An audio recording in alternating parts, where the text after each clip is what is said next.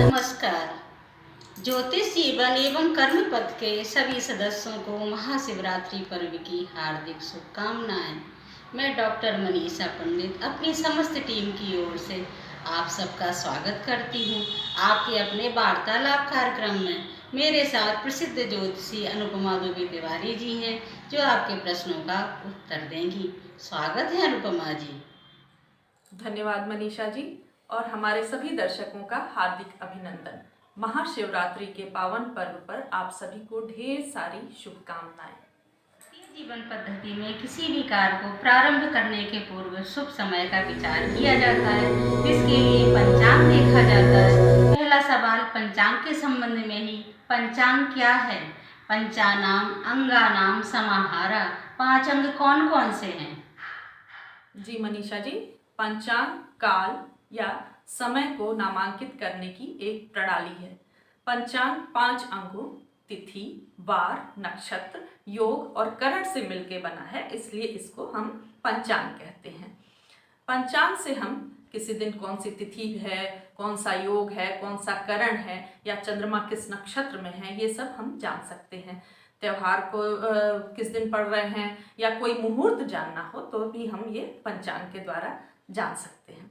अब आइए हम पंचांग के 5 अंगों के बारे में संक्षेप में जानते हैं। सबसे पहला है तिथि।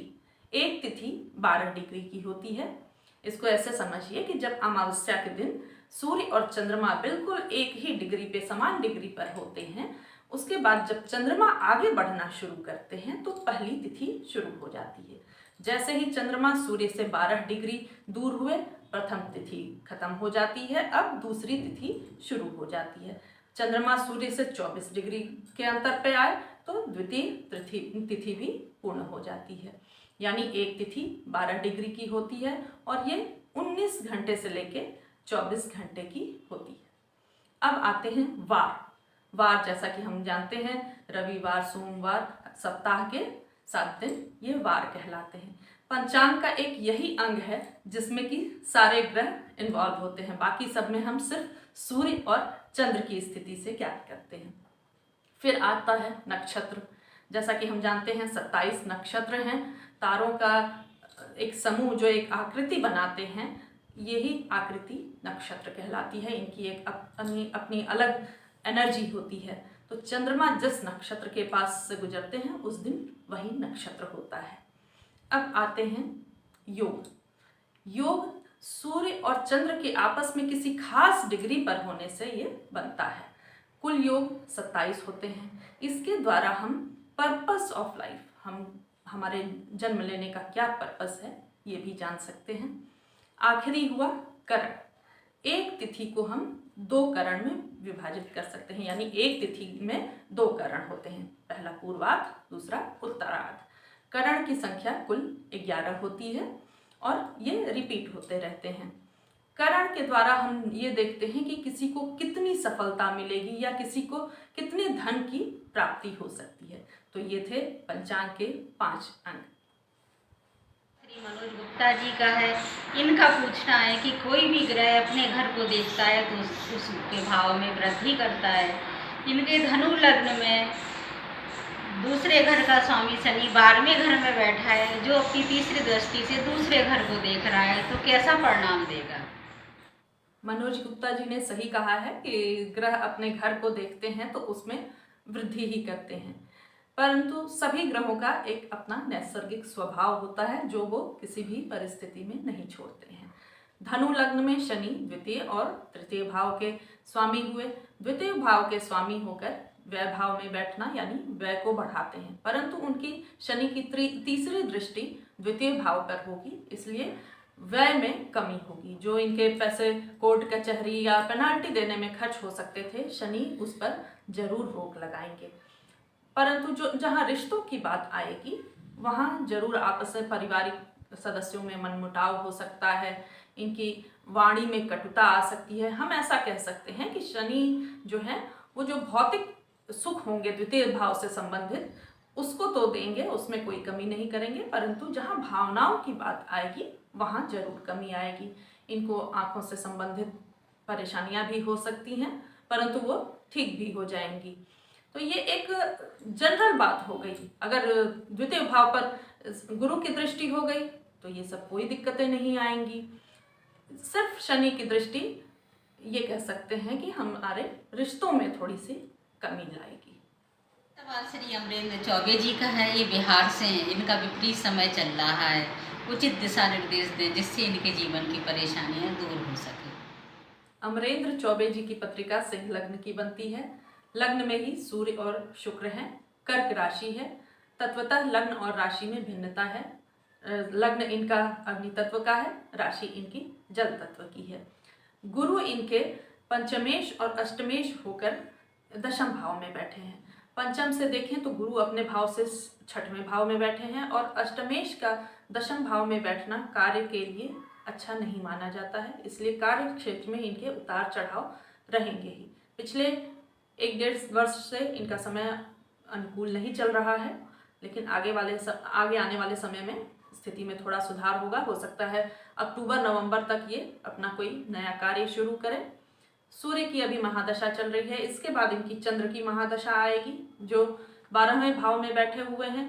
तो हो सकता है इनको अपने जन्म स्थान से या जिस जगह ये रह रहे हैं वहाँ से दूर जाना पड़ सकता है।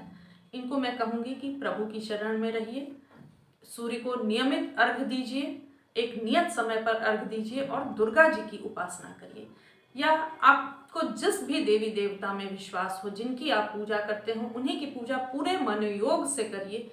समय आपका जरूर बदलेगा। जी, आप ईश्वर पर भरोसा रखिए, वो आपकी सारी परेशानियों को दूर अवश्य करेंगे। वो मुश्किलें दे देकर मदद करता है, मेरे मालिक तू भी तो हद करता है। पिछली बार हमने सूर्य चंद्रमा के कारकत्व का विचार किया था, अब इस बार अनुपमा जी आप मंगल के कारकत्व के बारे में हमारे दर्शकों को बताइए। ओम धरणी गर्भ संभूतम विद्युत कांति समप्रभम कुमारम शक्ति हस्तम तम मंगलम प्रणमाम्यहम। मंगल, इसको हम लोग कुछ भी बोलते हैं। ये धरती से ही अलग हुए हैं, इसीलिए इनको भौम भी कहा जाता है। भौम का अर्थ है भूमि सुत। ये शरीर में अग्नि तत्व को कंट्रोल करते हैं। जैसा कि हमें मालूम है कि अग्नि से हमें 2 चीजें मिलती हैं, एक तो प्रकाश और दूसरी ऊर्जा। तो सूर्य प्रकाश को कंट्रोल करते हैं और मंगल ऊर्जा को कंट्रोल करते हैं। विष्णु भगवान के 9 अवतारों में से नरसिंह अवतार मंगल का ही अवतार माने जाते हैं। मंगल हमारे शरीर की सुरक्षा प्रणाली यानी कि इम्यून सिस्टम के भी कारक हैं। मंगल बलवान होंगे तो हमारा इम्यून सिस्टम अच्छा होगा। मंगल हथियार, पराक्रम, भूमि के, जमीन के, मांसपेशियों के, आरबीसी के, छोटे भाई बहनों के कारक होते हैं। मंगल उत्तेजना भी हैं, धैर्यहीनता भी हैं, उग्रता भी हैं। मंगल इच्छाओं के भी कारक हैं। जैसा कि हम लोग जानते हैं कि कोई भी इच्छा हमारी बिना पराक्रम के पूरी नहीं हो सकती है, तो देखा जाए तो मंगल पराक्रम है और इच्छाओं के कारक भी इस तरह से मंगल ही हुए। सवाल श्री विक्रम सिंह जी का है, इनका कुछ स्वास्थ्य ठीक नहीं चल रहा है। इन्होंने सिविल में इंजीनियरिंग किया हुआ है, नौकरी कब तक मिल पाएगी? विक्रम सिंह जी की सिंह लग्न की पत्रिका बनती है, धनु राशि है। तत्वतः लग्न और राशि दोनों एक हैं अग्नि तत्व के, ये बहुत अच्छी बात है। लग्न में ही इनके सूर्य, बुध और शुक्र बैठे हुए हैं। पंचम भाव में चंद्र केतु के साथ बैठे हुए हैं और राहु की दृष्टि है, और तृतीय भाव से शनि की तृतीय दृष्टि भी चंद्र पर है। तो मन इनका काफी अशांत रहता होगा, और अभी चंद्र की ही महादशा चल रही है, तो थोड़ा मन को शांत रखिए। जुलाई के बाद से स्वास्थ्य में सुधार होने की उम्मीद है। उसके बाद से ही आपके जॉब की भी संभावनाएं बनती हैं। इनसे मैं ये कहना चाहूँगी कि आप प्राइवेट जॉब की तरफ भी देखिए या अपना कोई कार्य शुरू करिए। शिव जी की आराधना करिए और हनुमान चालीसा का पाठ करिए। ईश्वर ने चाहा तो जल्दी ही आपको सफलता मिलेगी। मैं आपसे यही कहूँगी कि आप अपने प्रयास को बढ़ा दीजिए। सकारात्मक दृष्टिकोण भी एक नई राह दिखाता है। खुद के बारे में ना पीर से पूछो ना फकीर से पूछो, खुद की आंखें बंद करके खुद के जमीर से पूछो।